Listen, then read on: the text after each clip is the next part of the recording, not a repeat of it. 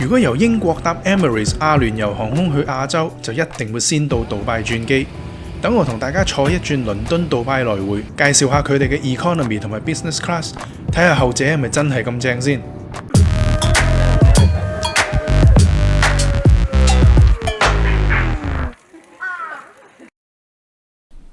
一講到倫敦，大家就會好自然諗起希斯路機場，但其實倫敦範圍仲包括呢幾個機場。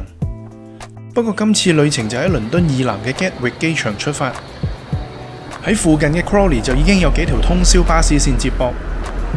除此之外，來回南部同倫敦嘅火車都一定會經呢度。不過就建議大家唔好浪費錢去搭 Gatwick Express 啦，快10分鐘到機場，但就相對貴。咁自己揸車或者坐 Uber 都係一個唔錯嘅選項。呢度一共有2個 terminals， 而今次旅程就係喺 North Terminal 開始。出境大堂就喺2樓，跟住指示去，好容易就揾得到。視乎你係乜嘢航空公司，去指定嘅區域就得㗎啦。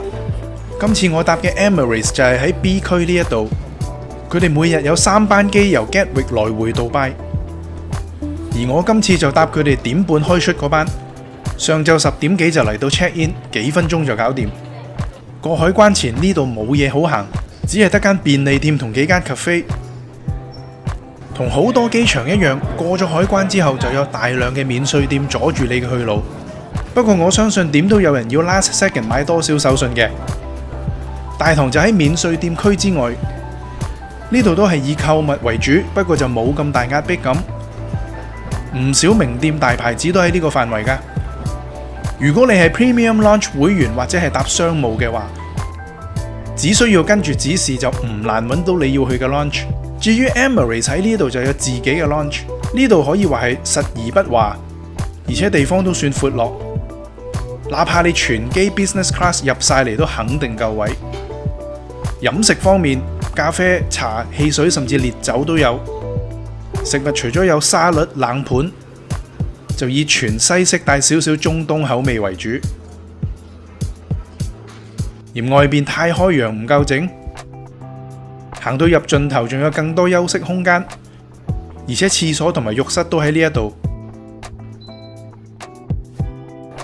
冇得入 lounge 冇問題，因為大堂呢度有大量餐廳同酒吧，肯定點都有一樣嘢啱食。視乎翻時段，呢度其實係唔逼人，好清靜㗎。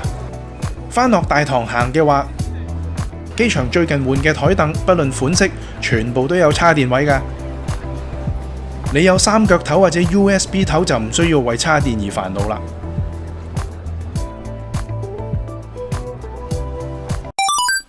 今次飛去杜拜嘅呢一班機，下晝1點半起飛，起飛前45分鐘啲人就已經排晒隊準備登機。睇落去好似人頭湧湧，但其實條人龍好快就消化晒。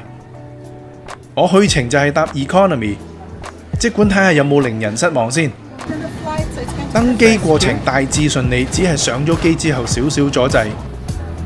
之後我都好快揾到自己個位啦。呢個機艙係上一代嘅設計，座位係採用343配置。經濟艙每個位都係18寸闊，而且有尚算多嘅新腳位，就算你6尺高都應該唔會覺得太窄。個位上面除咗有閱讀燈之外，仲有獨立嘅吹風口。叉電位就多數喺前面，實測過3腳頭或者 USB 都叉到電。娛樂方面，每個 mon 都係13.3寸闊，唔可以話好大，但都算係足夠。操作方面就係大家熟悉嘅輕觸式螢幕，雖然係舊咗啲，但反應都算順手。除咗個 mon， 大家仲可以懷舊一番用呢一個 PSP 咁樣嘅 controller， 唔算難操作。少少意外發現，佢哋竟然有少量香港戲，例如呢一套 headset 就只有呢一款，雖然唔靚仔又唔靚聲，但帶住佢連續睇2套戲都仲覺得幾舒服。其他配套就有枕頭同埋毛氈咁樣，正正常常。喺 menu 睇到呢班機只有1餐，呢班機行程7個鐘唔夠，得1餐食冇所謂啦。雖然目測呢班機有80%滿，但大家都好順利登機，所以好準時1點半就 push back 啦。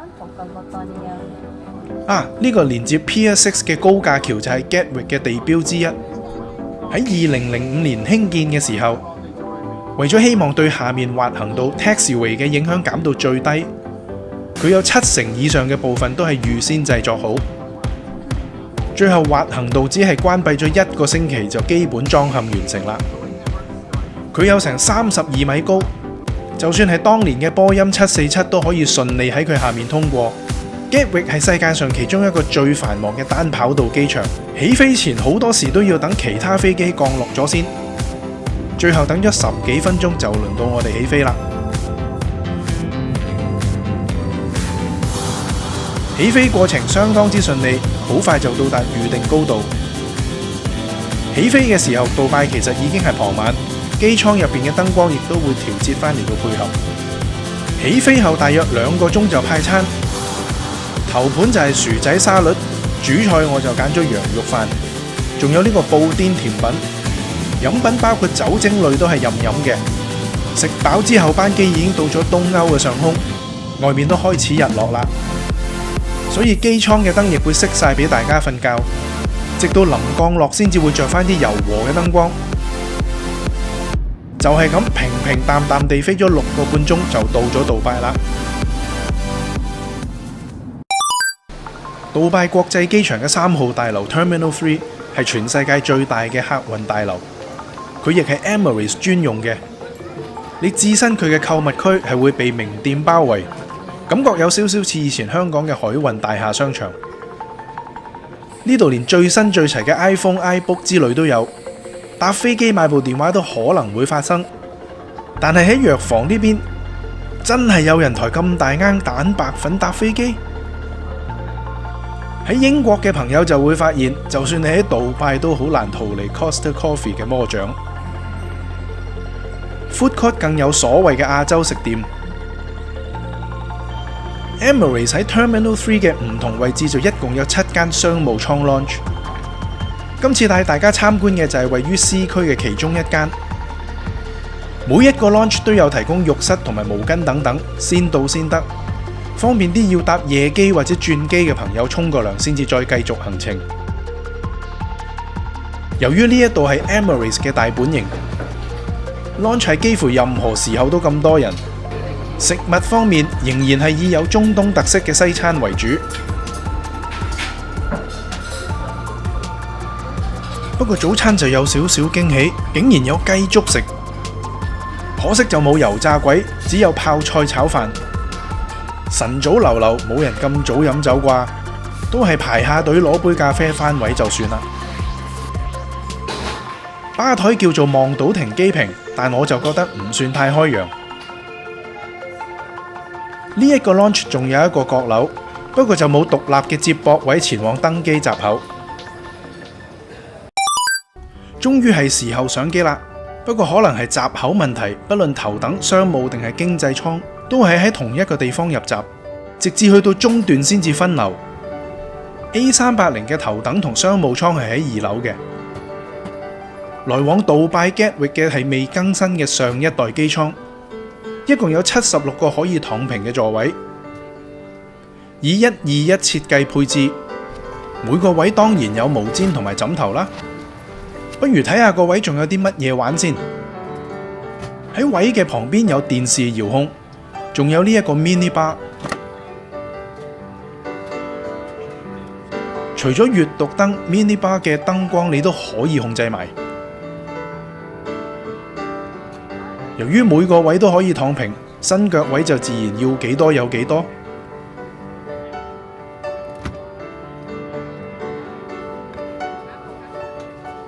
不過正如我啱啱提過，呢一款係上一代嘅位，你見到佢嘅有線遙控就知佢有幾舊。叉電位就支援 USB 同3腳頭。除咗頭頂行李位，呢款機艙仲可以喺側邊放嘢。不過呢2個雜誌位就有少少浪費空間。呢班機航程只有8個鐘，所以配套就只係有眼罩同埋拖鞋。如果飛多過8個鐘嘅話，除咗個袋靚啲之外，就會有多啲配套，而且仲會有套好舒服嘅全棉睡衣添。音響方面就包呢一隻耳筒，唔係最靚聲，但都真係舒服。起飛前除咗有 welcome drink， 仲有熱毛巾。簡單介紹完一輪機艙設施之後，又到咗出發返 Gatwick 嘅時候啦。回程嘅飛行時間大約係8個鐘。由於商務艙係喺2樓，所以就算坐喺機翼位置，起飛嘅時候都唔算好嘈。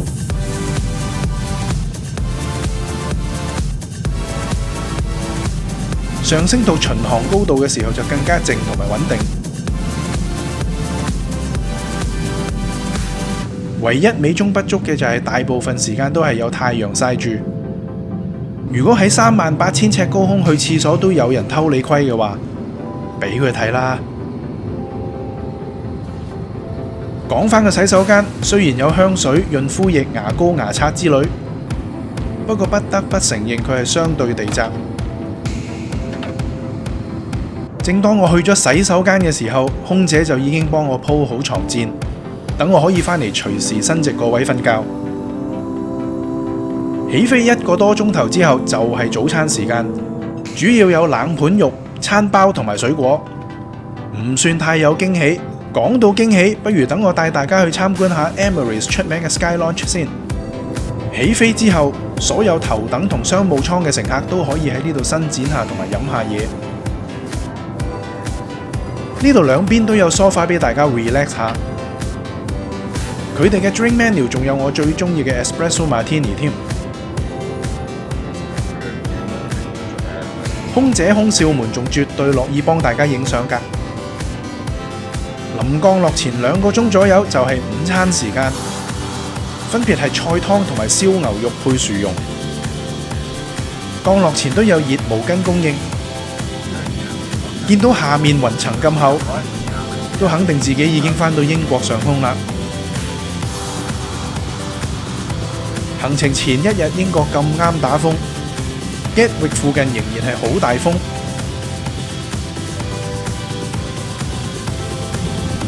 風力大到令到嘅 A380都冇平時咁穩定。不過冇橫風橫雨咁就已經算係好好彩。